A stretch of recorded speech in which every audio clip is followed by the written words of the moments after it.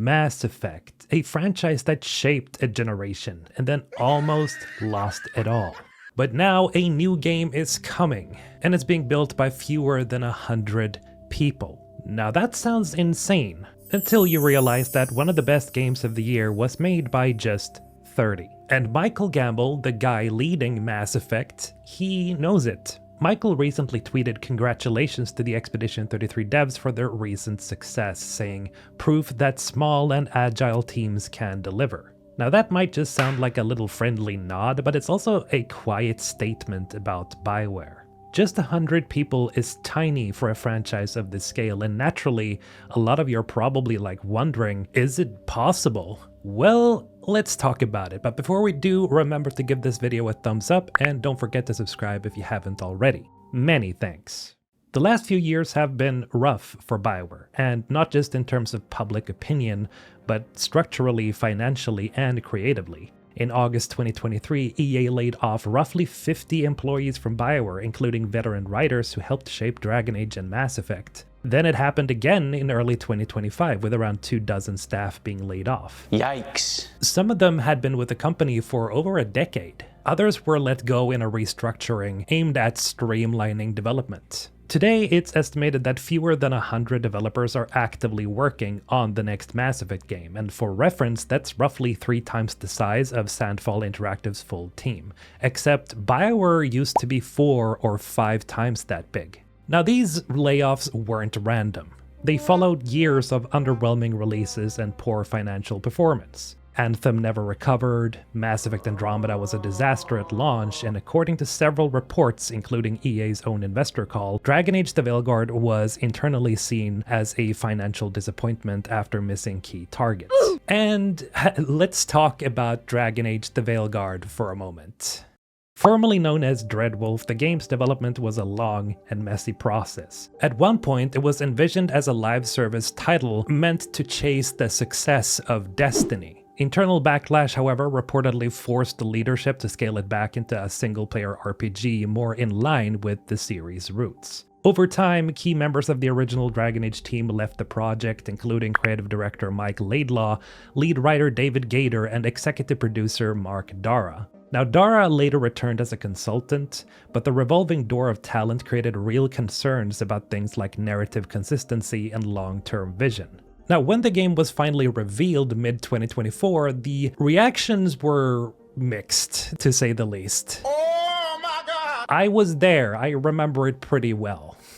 While some people praised the, well, let's say, vibrant visuals and fast-paced action, most criticized it for feeling overly stylized, tonally inconsistent, and too far removed from the darker political intrigue of Dragon Age Origins. The new title, Veilguard, also raised eyebrows for sounding more like a superhero spin-off than a mature fantasy epic. A lot of people, me included, noticed this weird disconnect, that the game seemed polished but maybe not Bioware polished. And when Veilguard finally released, it had some of the wildest discourse in video game history. And I'm not about to open that can of worms. But at the end of the day, it's become a cautionary tale about scope, vision, and what happens when a game loses its creative anchor midstream. And the result of all this is a studio that once defined Western RPGs now feels like it's constantly in crisis mode. Teams are smaller, budgets are tighter, and the pressure to deliver something worthy of the original trilogy has only gotten heavier. Which raises the question, can they actually pull this off with a relatively small team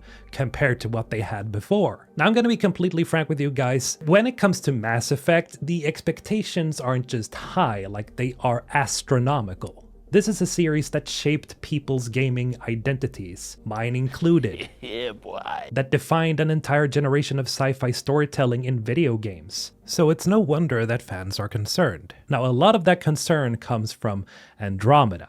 Most of you probably still remember the broken animations, the flat characters, and forgettable plot. It, well, damaged trust. Then came Anthem, which wasn't even a Mass Effect game, but still managed to drag Bioware's name through the mud with a confusing launch, shallow design, and a complete lack of long-term support. So when people hear that less than 100 people are working on the next Mass Effect game, alarm bells are going off. Naturally. Now, not because small teams can't make great games, but because Bioware has never made a great Mass Effect game with a team this small before. It's completely new territory. And on top of all of this, there's the very, very big elephant in the room.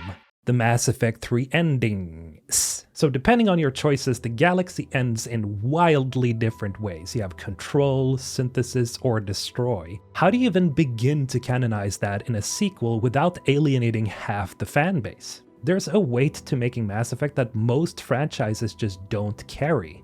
You're resurrecting a legacy, a mythology. And after Andromeda and Anthem, fans like you and me aren't interested in another soft reboot or experimental failure. Most of us actually want an actual return to form this time. We want Mass Effect 4, Mass Effect 5, depends on who you ask, but a sequel, if you will. The trilogy left behind some of the most iconic characters, choices, and consequences in RPG history. Shepard's story didn't just end, it fractured into 3 endings with wildly different implications, and now Bioware has to make sense of that. Do they pick a canon ending? Reboot it? Every decision they make will alienate someone. Then there's the expectation problem, because everybody wants different things. Some fans want Shepard back, some want a new protagonist, some want a grounded return to Citadel politics and squad dynamics. Others, like me, want a full galactic civil war and space opera drama. It's a no-win scenario unless the vision is airtight from the very start. And with a smaller team, there's really no room for uncertainty. You can't waste time prototyping 3 different storylines and then cut 2 of them. You need to know what game you're making before the work begins. And that's what makes the stakes even higher than they've ever been. At the center of this entire discussion is Michael Gamble, project director on the next Mass Effect. And look, whether this works or not is going to come down to one thing. Does he have a clear creative vision, and will EA let him run with it? Because here's the truth, Expedition 33 worked not because it had a huge team, or because it used Unreal Engine 5, or even because it had amazing music, though it had all of those things. It worked because Guillaume Brochet, the guy in charge, had a vision, and he saw it through. It's the same with Baldur's Gate 3. Sven Vincke didn't have 800 people micromanaging every creative decision. He had a team he trusted, and he let them cook. But he also had complete creative oversight. That's how you make something special. So the real question isn't just, can a small team make Mass Effect? It's, will Michael Gamble be allowed to own Mass Effect? Because if he's just project managing a checklist of safe decisions approved by EA, well, that's not gonna cut it. But if he has real creative authority, if he's allowed to bring in writers like Mary DeMarle and actually let them take risks, then yeah, there's actually a shot at real greatness here. The problem here is that we still don't know. Michael has been at Bioware since forever, he should know the series. But this is his first time truly leading the charge, and this game is going to be the one that defines whether people see him as a legacy steward or just another guy trying to keep the brand alive. Now let's talk about why I'm not doom posting here, because there's actual reasons to be hopeful for the next Mass Effect game. I know that some of you have given up on it, but hear me out. First off, we have the tech. We know that the game is being built in Unreal Engine 5, just like Expedition 33. That alone solves a mountain of problems that plagued previous Bioware projects. No more forcing Frostbite to do things it was never meant to do. UE5 gives the team access to better workflows, faster prototyping, and yes, real-time facial animation tools powered by AI. Michael even tweeted about this years ago, posting a Solarian face as a response to a tweet asking what could be improved with the metahuman feature in Unreal. Like, it was very cheeky, but it confirmed something very important to me. They're experimenting, they're iterating, and trying to do more with less. Now combine that with the fact that Bioware has not lost all of its core talent. We have key veterans that are still involved. We have Dusty Everman, Derek Watts, Parrish Lay, and others that were key figures during the development of the original trilogy. Then we have Mary DeMarle, who I keep harping on about, known for Deus Ex Human Revolution and Guardians of the Galaxy. And then we have Michael Tucker from Lessons from the Screenplay, who knows how to structure compelling narrative arcs. These are people who understand pacing, choice-driven storytelling, and most importantly, character development. As far as we've seen, the right people are still in the room, but I guess time will tell, right? Now, before you click off this video, remember to leave a like and don't forget to subscribe if you enjoyed the video. This has been Mr. Holton, signing off.